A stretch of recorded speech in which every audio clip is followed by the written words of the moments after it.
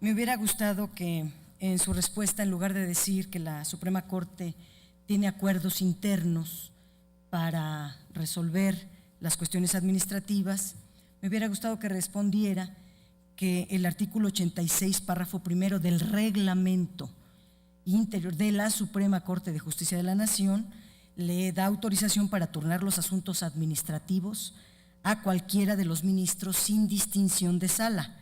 Cualquiera que aspire a ser ministro debe de saber este asunto.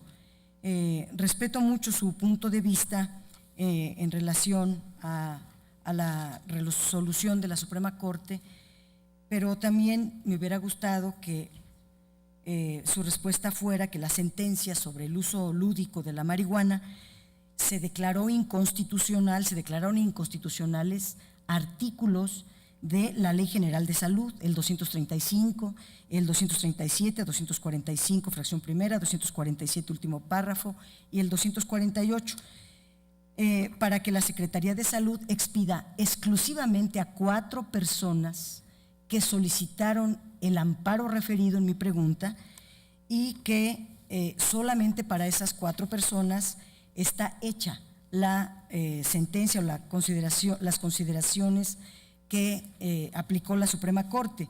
Y por último le diría, en el artículo 19 de nuestra Constitución está establecido el principio del libre desarrollo de la personalidad. Y el Estado mexicano en su conjunto, principalmente la Suprema Corte de Justicia de la Nación y usted como aspirante a ella, pues estamos obligados a respetar los principios constitucionales, independientemente que en lo personal usted no lo comparta. Gracias. Gracias, senadora Padierna. ¿Desea hacer algún comentario? Con mucho gusto.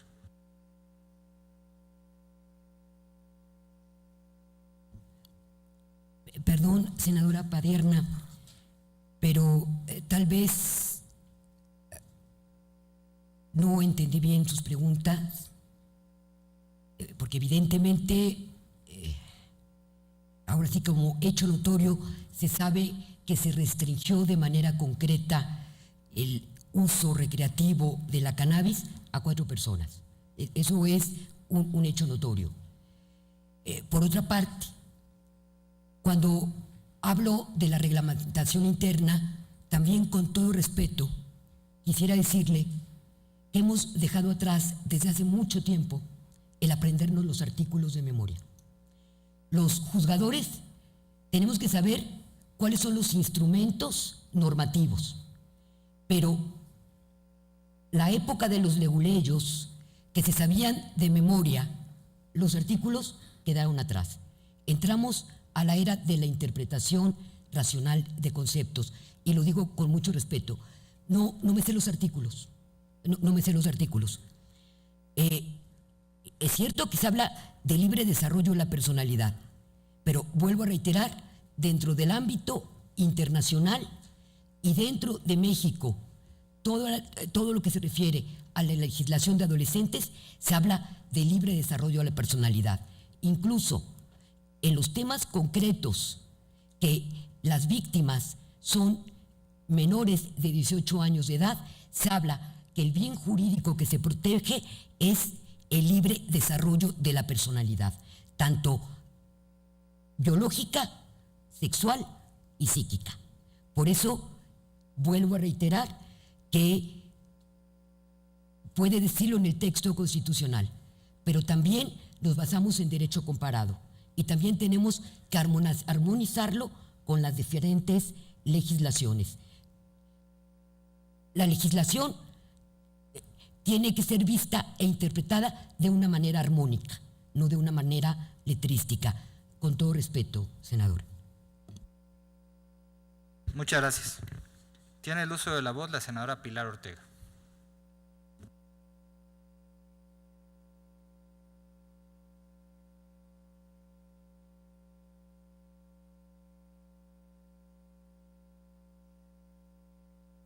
Muy buenas tardes, bienvenida al Senado de la República. Y bueno, pues yo quisiera antes que nada comentar que sin duda esta decisión que tomará el Senado sobre quienes habrán de formar parte de la Suprema Corte de Justicia a partir de las vacantes generadas, sin duda es una de las responsabilidades más delicadas de este Senado. Por eso felicito este acuerdo mediante el cual se genera un nuevo formato en la forma de revisión, de evaluación, de audiencias del Senado de la República, sin límite de tiempo, sin límite de preguntas, de manera exhaustiva. Creo que es algo también que debemos a la propia sociedad. Hoy nuestro país atraviesa por una serie de crisis en todos sentidos. México ha sido señalado en el marco internacional en materia de derechos humanos y su debida protección. Hoy también no es pues oculto que también atravesamos una crisis en materia de rendición de cuentas, y es por ello que se han generado esfuerzos muy importantes en el Poder Legislativo para generar un sistema de combate a la corrupción y un sistema de transparencia de la información pública. México también demanda una consolidación de su régimen democrático, y México requiere urgentemente que el Estado de Derecho sea pleno y sea una realidad de nuestro país, y por ello desde hace algunos años estamos en proceso de implementación de un nuevo sistema de justicia penal. En este ejercicio, asimismo, también se generó un formato a partir de las propias demandas de la sociedad civil, que quieren un ejercicio claro y transparente, que pidieron en su momento indicadores de evaluación claras y una reflexión profunda en el Senado de la República sobre lo que la propia sociedad espera del máximo órgano de justicia en este país, que a su vez también es un tribunal constitucional. Y por ello mis preguntas versarán sobre tres temas fundamentales. Uno que tiene que ver con esta protección a los derechos humanos, el segundo, pues justamente con este nuevo sistema penal acusatorio, que como usted sabe en unos meses vence el plazo constitucional para que sea vigente en todo el territorio nacional. Y finalmente otra pregunta en materia de sistema anticorrupción y del sistema de rendición de cuentas. En primer término, como usted sabe también, hace algunos días aprobamos en el Senado la Ley Federal de Transparencia, y uno de los debates en esta aprobación y en la Ley General tenía que ver con la facultad para determinar, para efectos de desclasificación de información pública, expedientes de casos que implicasen graves violaciones a los derechos humanos. Y bueno, ese tema que no quedó resuelto en la legislación que expedimos será un tema que resolverá el Poder Judicial, y quisiera preguntarle justamente quién tiene la facultad para determinar para efectos de desclasificación de información pública estos expedientes que impliquen graves violaciones a derechos humanos. Y cuál es su opinión al respecto. También quisiera preguntarle un tema que usted abordó en materia de derechos de las mujeres y de igualdad. En su opinión, ¿cuál es el impacto de la jurisprudencia interamericana y universal en materia de derechos humanos en el sistema constitucional mexicano? Por lo que respecta a nuestro sistema de justicia penal, quisiera preguntarle lo siguiente. Como usted sabe, el juicio de amparo y el sistema penal acusatorio no se encuentran armonizados del todo. Hay una tarea pendiente del Poder Legislativo, pero yo quisiera preguntarle desde la Suprema Corte de Justicia de la Nación, ¿cómo se podría impulsar una relación armónica entre este sistema jurídico, el sistema penal acusatorio y el juicio de amparo, sin desnaturalizar la esencia de cada uno de estos sistemas?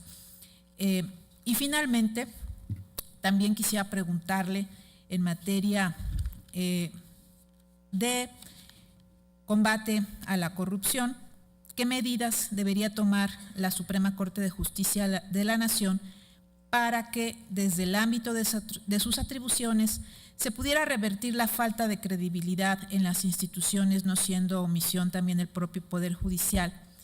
¿Y cuáles son las principales manifestaciones de corrupción que usted pudiera señalar dentro del Poder Judicial y cuáles las medidas que desde su papel en la Suprema Corte usted generaría para abatir los mismos? Por sus respuestas, gracias. Gracias, senadora. Tiene el uso de la voz la ciudadana Sara Patricia Oreocho.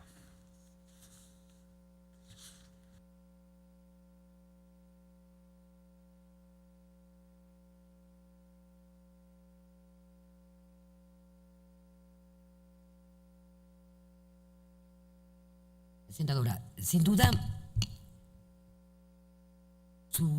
algunas de sus interrogantes tienen que ver con lo que me cuestionó, perdón.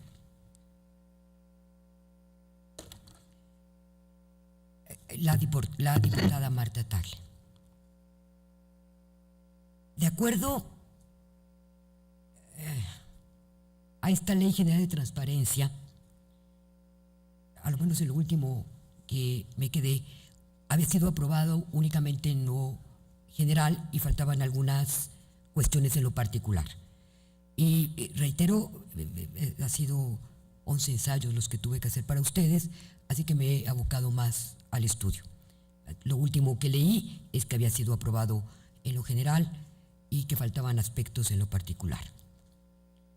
Se habla, en efecto, de la desclasificación pública en el caso de graves ataques a los derechos humanos.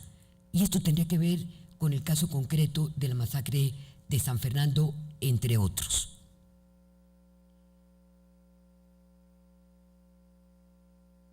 Bien.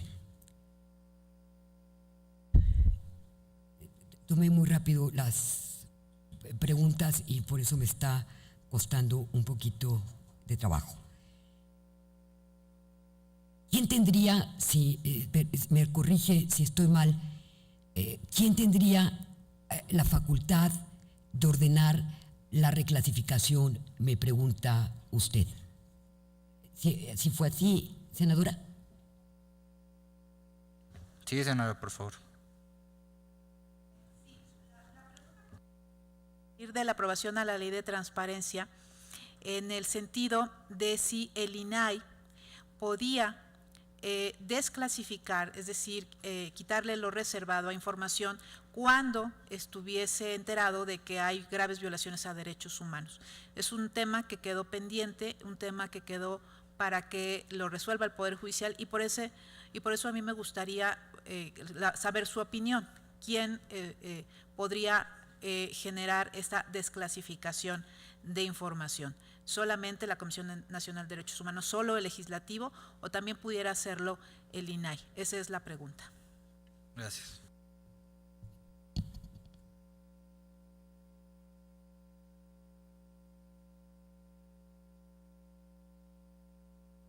Bueno, el Poder Legislativo tiene que emitir la norma y desde mi particular punto de vista, muy particular, tendría que ser el INAI quien pueda desclasificar aquellos supuestos, aquellos expedientes que atenten contra o haya graves atentados a los derechos humanos. Desde mi particular punto de vista, tendría que ser el INAI. Esa sería, espero haber dado o haber contestado a su respuesta. Es cierto, y se me acabó el tiempo que me dieron de los 20 minutos en mi exposición, de otro de los grandes retos, y ya no lo terminé de decir, por ello, otro de los grandes retos en los que se encuentra inmersa la Suprema Corte de Justicia de la Nación, lo dije de alguna manera, era lo relacionado con la reforma procesal penal de 2008 y en el caso concreto lo relacionado con los juicios de amparo. Como dice usted bien, el juicio de amparo no se encuentra armonizado con la reforma procesal penal. Y no se encuentra armonizado, haré un paréntesis, ya lo había dicho yo, hay algunos estados de la República que ya cuentan con el sistema. En el caso concreto del Distrito Federal, en materia de justicia para adolescentes, ya existe desde el año 2008 juzgados que se dedican a la tramitación de juicios, de procesamientos en el sistema acusatorio, y en enero inició también en el Distrito Federal el sistema acusatorio en delitos de querella y delitos culposos. Bien, ¿cuáles son los problemas que nos enfrentamos como juzgadores? Y aquí lo digo porque me toca hacer ya en un sistema incipiente, todavía no con la entrada en vigor que impuso el constituyente en sus transitorios en 2016. Que no obstante, que implica un nuevo modelo, un modelo que no es escrito, sino donde uno de sus principales características y principios es la oralidad.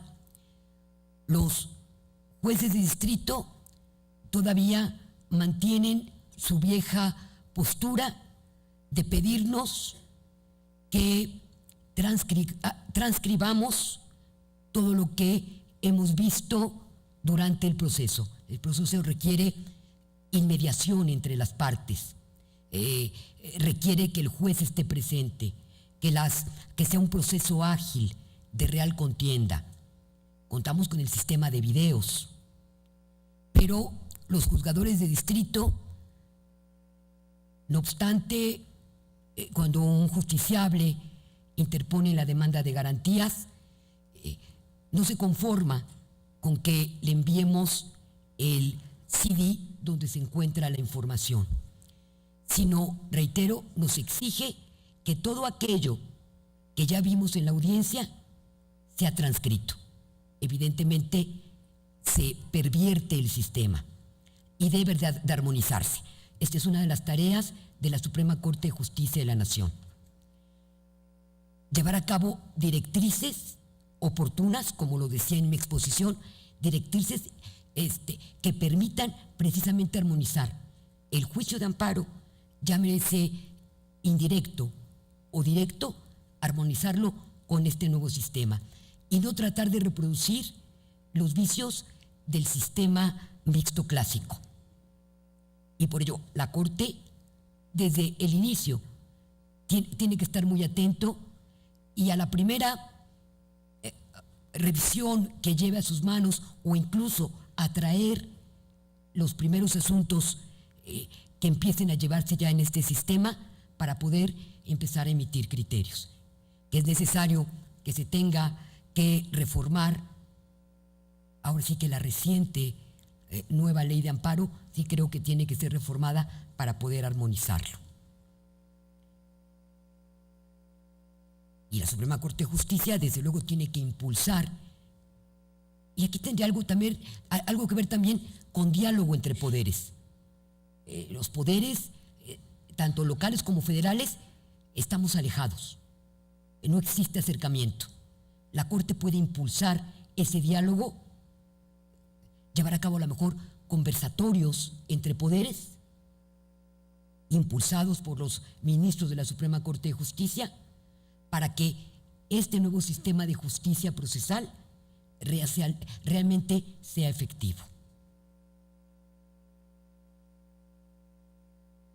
La corrupción, respecto a su tercer cuestionamiento, la corrupción es un fenómeno que aqueja no únicamente a la sociedad mexicana, es un fenómeno de orden mundial. Hay diferentes formas de corrupción. La corrupción no únicamente es el pedir o aceptar dádivas. La corrupción tiene que ver incluso en nuestra actuación dentro de las diversas actividades que llevamos a cabo. como juzgador, sé que tengo que estar presente en mis audiencias. Sé que tengo que emitir mis fallos en determinado plazo, no como obligación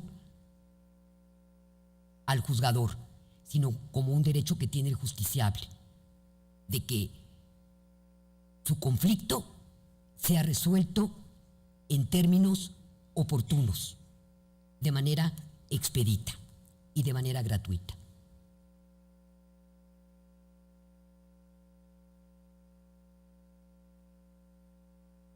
Y me refiero concretamente a este último tema porque el no desarrollar una actividad de la que hemos protestado llevar de manera fiel y completa con el respeto de la norma, es el tema que me quisiera centrar. Yo no puedo decir, yo no puedo asegurar, porque a mí no me consta dentro de mi ámbito que me conste, si algún juzgador de primera, segunda instancia recibe dádivas extras por su trabajo. O sea, no es un tema que yo conozca de manera particular.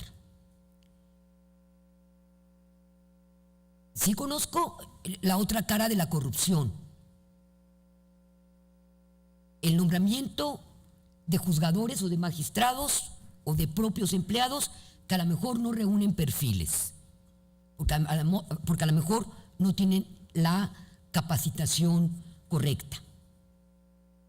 La corrupción, considero yo, desde mi muy particular punto de vista, tiene que ver con educación.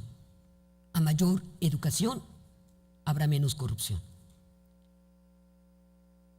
Las medidas que yo adoptaría en mi tribunal local y que muchas veces las he comentado en plenos públicos o en plenos privados con los que formamos parte del tribunal local y con el presidente del tribunal, ha sido esencialmente que los que aspiren a puestos de juzgadores o de cualquier índole tienen que estar verdaderamente capacitados, no solo desde un punto de vista teórico, desde un punto de vista técnico.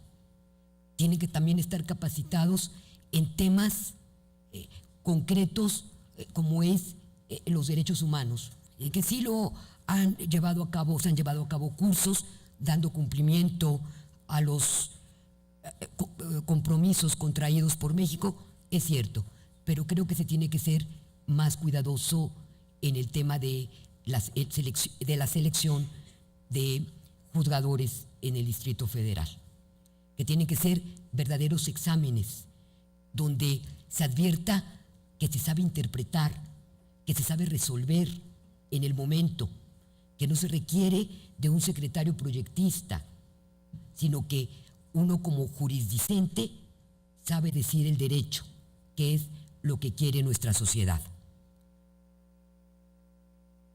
Y generaría mayor capacitación y una mejor selección, tanto de las plantillas docentes del Instituto de Formación del Tribunal, como también de los que aspiran a ocupar puestos en la Administración de Justicia local. Muchas gracias por su respuesta. Senadora Pilar Ortega, no sé si tendría algún comentario al respecto. Muchas gracias. Tiene el uso de la voz para formular preguntas el senador Enrique Burgos.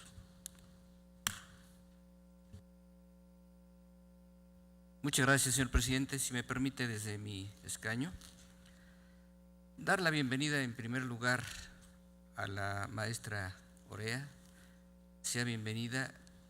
Antes de formular o preguntarle su opinión en el siguiente tema, quisiera recordar que estamos aquí en este evento, en esta reunión de muy alta significación, en un acto de estricto derecho, en un acto genuino, legítimo. Estamos desenvolviendo parte de un proceso para elegir a ministras o ministros de la Suprema Corte de Justicia de la Nación. Subrayo que es un acto genuino y legítimo por varias razones. No hay improvisación porque se está haciendo uso de una facultad constitucional. Primero, al jefe del Ejecutivo, al presidente de la República, conforme al artículo 76, está en su facultad.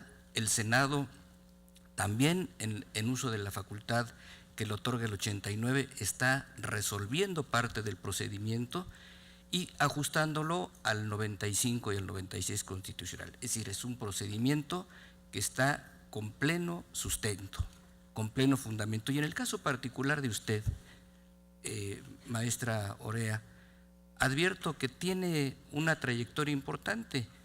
En su ficha curricular aparecen presencia, tareas desde el año 1990. Por lo tanto, en el caso concreto de usted, pues sí hay una trayectoria, hay una vertiente documentada y sustentada. Este punto de vista me parece que, a riesgo de que sea obvio, pero vale la pena reiterarlo. El punto de vista que le pediría tiene que ver con una de las funciones relevantes de la Suprema Corte y que quizá, rayando en la generalidad, también encuentra un punto de alta relevancia: la división de poderes. Doctrinalmente recordamos Montesquieu, Locke, la idea de el poder para contener el poder, el sistema de pesos y balanzas, contrapesos, y eso es lo que recogió nuestra Constitución. Lo recoge desde el siglo XIX, pero lo reitera en nuestra Constitución vigente, 1917. En el documento que usted presenta, maestra, en su ensayo, en un párrafo se pregunta usted: ¿qué quiere la sociedad civil de la Suprema Corte de Justicia de la Nación? Que como órgano colegiado, que sea, dice usted, un árbitro creíble, un pilar que dé respuesta al interés público, que adapte el derecho a la realidad social, que atraiga todos aquellos supuestos que atentan gravemente contra los derechos humanos, etc. Por lo tanto, me parece que cuando la Suprema Corte se ubica en su condición de un órgano que va de la mano con el amparo, un órgano que dirime constitucionalidad, que resuelve constitucionalidad, que como lo es el amparo, un medio de control de la constitucionalidad y que se ejerce por un órgano jurisdiccional y no político, y que protege a los quejosos o a los agraviados en derechos humanos, en protección de garantías, etcétera, pero como en el otro ámbito, en el equilibrio del poder público, en el ejercicio del poder público, y atendiendo a este punto que le acabo de comentar de su ensayo, ¿cómo estima usted que se debe garantizar el perfecto equilibrio de los poderes para que cuando la Corte asume esa posición de Suprema Corte, de Poder Judicial de la Federación, sea justamente el gran equilibrador, exenta de presiones, exenta de cualquier intento por influir en sus decisiones y que no haya sino esa condición de órgano equilibrador, órgano de constitucionalidad? Por su respuesta, mi anticipado agradecimiento. Gracias, senador Burgos. Tiene el uso de la voz la compareciente.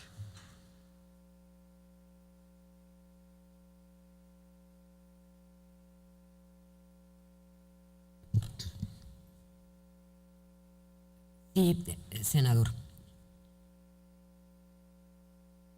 Como usted lo refiere, en la época de la Ilustración y esencialmente a partir de la Revolución Francesa, sobreviene el concepto de división de poderes. La división de poderes pretende que unas solas manos concentren en sí el poder de legislar, de decidir y de ejecutar.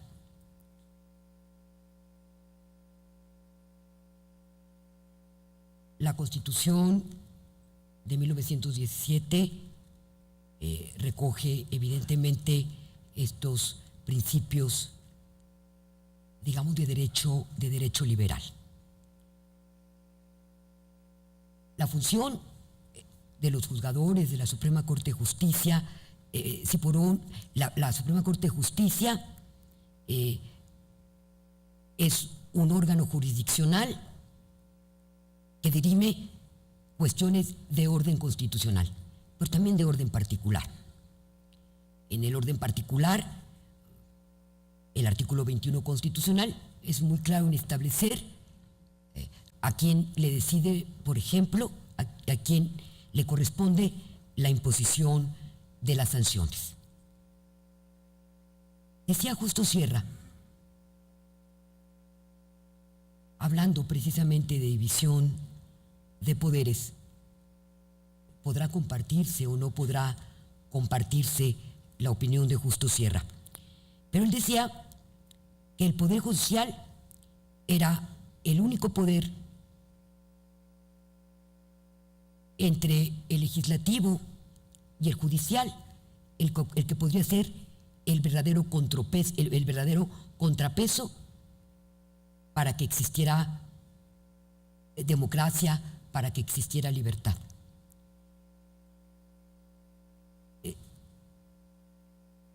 Comparto yo la opinión de Justo Sierra. El Poder Judicial es el único poder que puede equilibrar los abusos que a veces pueda cometer el Poder Ejecutivo o que pueda cometer el Poder Judicial. Por eso llegan esos asuntos y por eso tiene que conocer en casos concretos la Suprema Corte de Justicia, los juzgados federales o los juzgados locales de determinado tipo de controversias para evitar las arbitrariedades, para que exista una sociedad horizontal donde se les dote a todos de las mismas oportunidades y donde no se violenten ni sus derechos ni tampoco se violenten sus garantías. Y como usted lo reiteró, el Poder Judicial debe tener el perfecto equilibrio entre poderes y evidentemente tiene que estar exenta de presiones, tanto de orden político, así como también dentro del orden social. Una situación que yo creo que tiene que evitarse en los ámbitos judiciales de cualquier materia es el manejo mediático de casos particulares. Yo creo que tiene que estar prohibido desde el punto de vista legislativo el que los asuntos se traten de manera mediática, porque habrá supuestos que ello rompa este equilibrio que requiere el poder judicial al momento de emitir sus fallos. Decía Carneluti, los juzgadores tenemos que resolver en la miseria de nuestra soledad. Y la miseria de nuestra soledad implica precisamente estar libre, estar exento de cualquier poder público, de cualquier poder fáctico.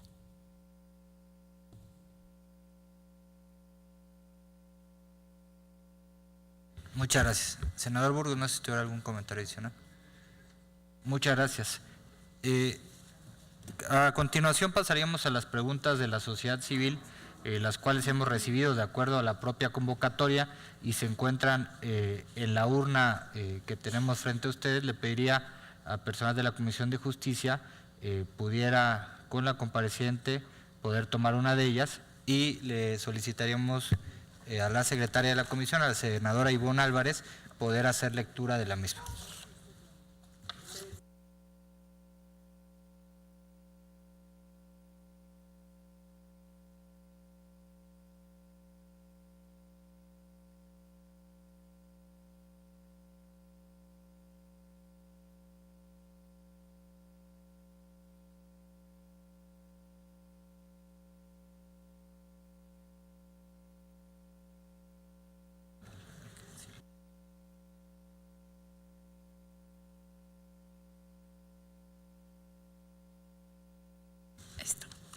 Buenas tardes.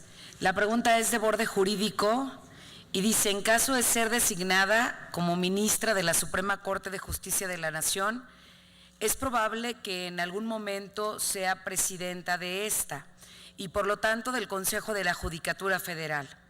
¿Qué compromiso tomaría desde su ponencia con la justicia abierta, entiéndase con transparencia, rendición de cuentas, comunicación social y participación ciudadana en el Poder Judicial? ¿Estaría dispuesto a comunicarse de forma digital con la ciudadanía? Gracias. Tiene el uso de la voz la señora Sara Patricia Orea Ochoa.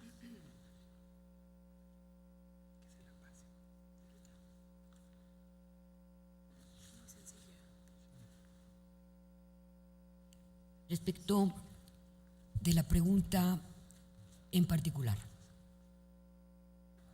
quiero ser respetuosa con la sociedad civil y también con ustedes, señoras senadoras, señores senadores. Desde que decidí estudiar licenciatura en Derecho y decidí dedicarme al ámbito del derecho penal y ser juez, y trabajé para ser juez, mi vocación es la de jurista. El cargo de presidente de la Suprema Corte de Justicia de la Nación y en consecuencia del Consejo de la Judicatura Federal es un tema que no me interesa. Y no me interesa porque las presidencias de los tribunales tienen que ver con aspectos de orden administrativo. Y yo soy jurista por naturaleza. Desde ahorita lo diría, en caso de que su voto me favorezca y llegue yo a ser ministra, no me interesaría presidir la Suprema Corte de Justicia. No obstante, daría contestación a la pregunta concreta. ¿Qué compromiso tomaría desde su ponencia con la justicia abierta, entiéndase con transparencia, rendición de cuentas, comunicación social, participación ciudadana en el Poder Judicial? ¿Estaría dispuesto a comunicarse de forma digital con la ciudadanía? Pues yo creo que no nada más de manera digital, sino de manera personal.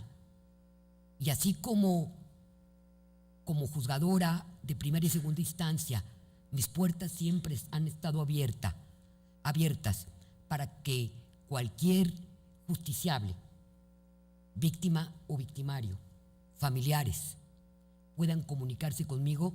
De la misma forma, tienen que estar abiertas las puertas de los que presiden los tribunales y sobre todo tratándose de la Suprema Corte de Justicia de la Nación. Así que sería, sí, digital, pero también de manera personal. Muchas gracias. De esta manera concluimos la primera ronda de preguntas y damos inicio a la segunda, dándole el uso de la voz a la senadora Marta Tagle.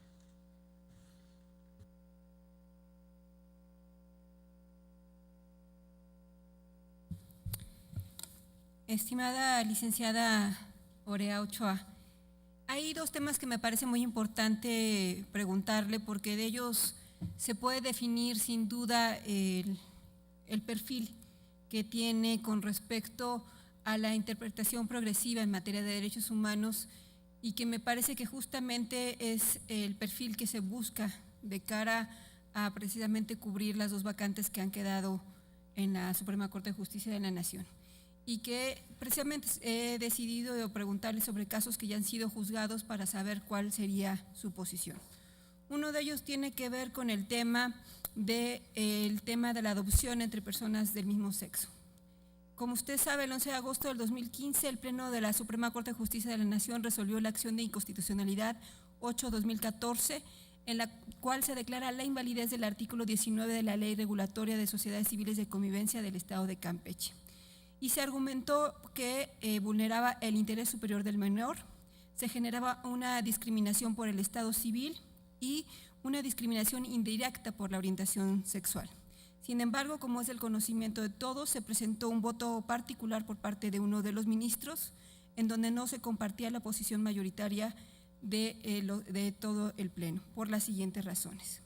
Uno, las sociedades de convivencia se tratan de un tipo de unión que no tiene condiciones de estabilidad y condición a largo plazo, y es una figura que tanto por su naturaleza y su finalidad no resulta posible equiparar primera fase el matrimonio o al concubinato, puesto que difieren respecto de cuestiones esenciales y no pretende generar el mismo tipo de vínculos entre los contratantes ni modificar su estado civil. Y el segundo argumento de ese ministro fue que la adopción es un mecanismo de constitución de familia susceptible de ser regulado en atención al interés superior de los menores y no como medio para la concreción de intereses familiares de los adultos. En tal sentido, mi pregunta es: ¿está usted de acuerdo con los argumentos presentados en el voto particular que presentó el ministro, así como su fundamentación jurídica, al considerar en discusión dos principios constitucionales, el derecho a formar una familia y por otra parte el interés superior de la niñez? Y también decirle, hoy vivimos una sociedad más plural y liberal, el reconocimiento de la visión progresista de los derechos humanos permite identificar a hombres y mujeres que asumen nuevos roles y las familias se forman y organizan de formas muy diversas, mientras que la familia tradicional se adopta a los nuevos tiempos. Uno de los temas de mayor controversia en este tema es la definición de posturas ante la evolución de una sociedad y el choque de preceptos religiosos. Por ello le pregunto si usted se opone a la adopción de un menor de edad por un matrimonio del mismo sexo. Y el segundo tema que es fundamental tiene que ver con la interrupción legal del embarazo, que como saben el Distrito Federal fue reconocida, y quisiera preguntarle lo siguiente. Desde nuestro punto de vista, la interrupción del embarazo es una decisión individual de la mujer, que dentro de ciertos plazos y supuestos de salud pública debe ser legal y representa uno de los derechos más importantes de la lucha del movimiento feminista.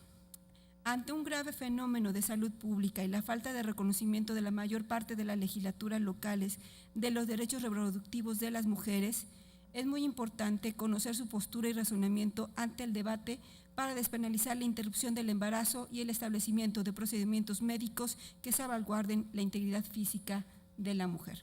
Por sus respuestas, muchas gracias. Gracias, senadora Tagle. Tiene el uso de la voz la ciudadana Sara Patricia Orea Ochoa.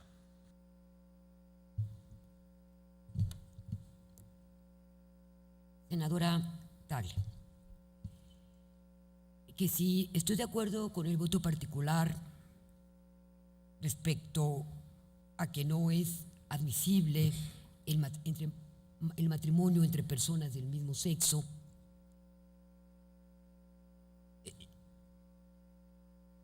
y de la adopción. Sí, fueron dos preguntas, ¿no? Fueron dos preguntas. Una, si compartía los argumentos del voto particular que se pronunció, que el matrimonio entre personas del mismo sexo no constituye una familia, de acuerdo a que lo tengo aquí apuntado.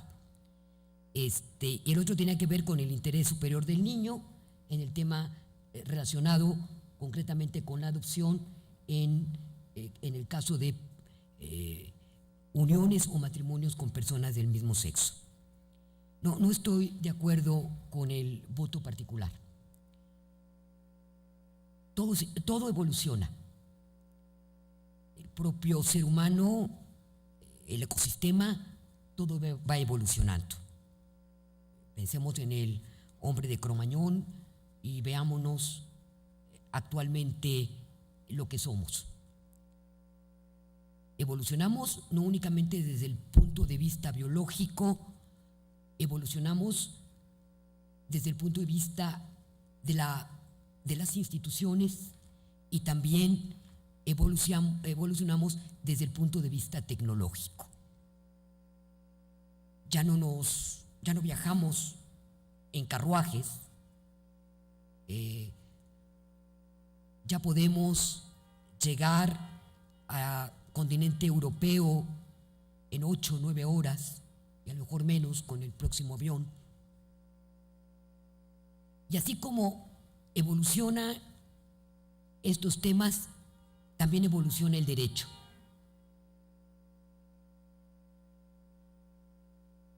Tiene que existir una interpretación progresiva de los derechos humanos. Evidentemente, me cuesta luego trabajo hablar de las siglas LGTDT.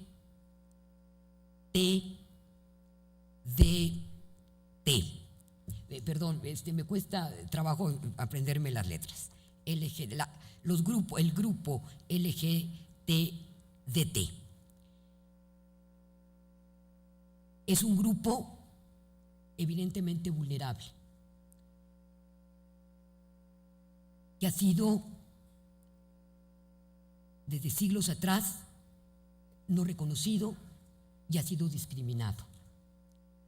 Una sociedad democrática no puede mantener una cultura de intolerancia. No estoy de acuerdo con el voto particular porque el concepto de familia ha evolucionado. Incluso antes se hablaba que la finalidad de la familia era la procreación, y así la familia la constituía el padre, la madre y los hijitos. Voy a divagar un poco. Con esa definición, yo fui casada, soy viuda, fui casada y no pude tener hijos. Yo me sentía terriblemente discriminada porque decía, entonces, desde el punto de vista jurídico, yo no tengo una familia. Estoy divagando un poco. No, el concepto de familia ha evolucionado y ha permitido a este grupo LGTDT, no sé cuántas T son, perdón, ha permitido a este grupo el reconocimiento de sus derechos, a ser incluidos dentro del grupo, dentro de la propia sociedad. Negarles el derecho a una unión civil, al matrimonio, yo creo que implica una gran injusticia e inequidad. Por ese motivo, yo no compartiría este voto particular, porque su concepto de familia es un concepto tradicional y a lo mejor me siento aludida por lo que les comenté. Y en el tema de la adopción, la familia sí puede tener como finalidad o no la procreación, pero también la de formar un núcleo de hijos. ¿Por qué negarle también a este grupo vulnerable, discriminado por siglos, el derecho a la adopción? Se habla dentro de las corrientes conservadoras que pueden pervertir a los hijos, pueden convertirlos como ellos. Situación que evidentemente no estoy de acuerdo. No se violenta el interés superior del niño, porque un niño cuando es abandonado, cuando se encuentra en orfanatos, lo que requiere es una familia, una pareja que los cuide, que los proteja, que les dé educación, que les dé salud, que los ame. Por otra parte, no se violenta el interés superior del niño, porque el interés superior del niño implica siempre un equilibrio para dotarlo de sus derechos sociales.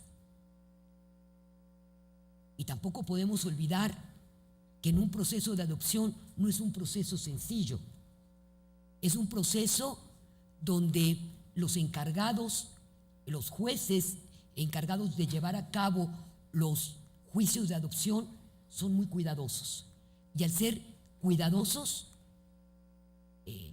llevan a cabo todo tipo de estudios de orden de trabajo social, de orden psicológico, de orden económico, para saber si es la mejor opción o no para ese infante que, reitero, lo que requiere por su interés superior es formar parte de una familia. Mire, pensé que ya había terminado. En cuanto a la interrupción legal del embarazo, como usted dice, es una decisión individual de la mujer. Pero también quiero hablar como mujer. No creo que el aborto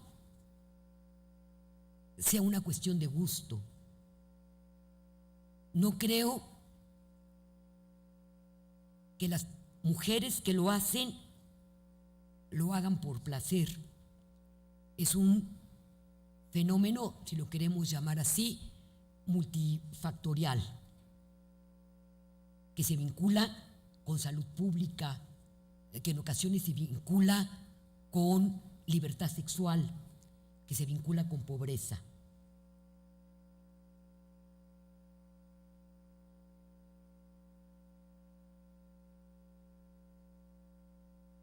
El aborto, reitero, no es una decisión que adopten de manera feliz las mujeres que lo llevan a cabo. Finalmente, también tiene que ver con una decisión de conciencia.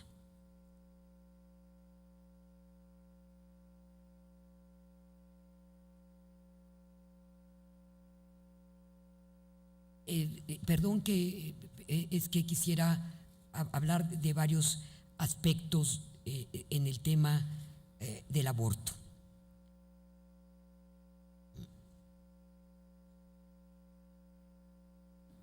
Cuando una mujer, voy a repetir otra vez, decide abortar, ella tiene sus razones. El derecho penal me parece que no en todos los casos, el derecho penal no en todos los casos tiene que punirlo. Y quisiera, si ustedes me lo permiten, comentar un caso que llevé como órgano revisor en segunda instancia de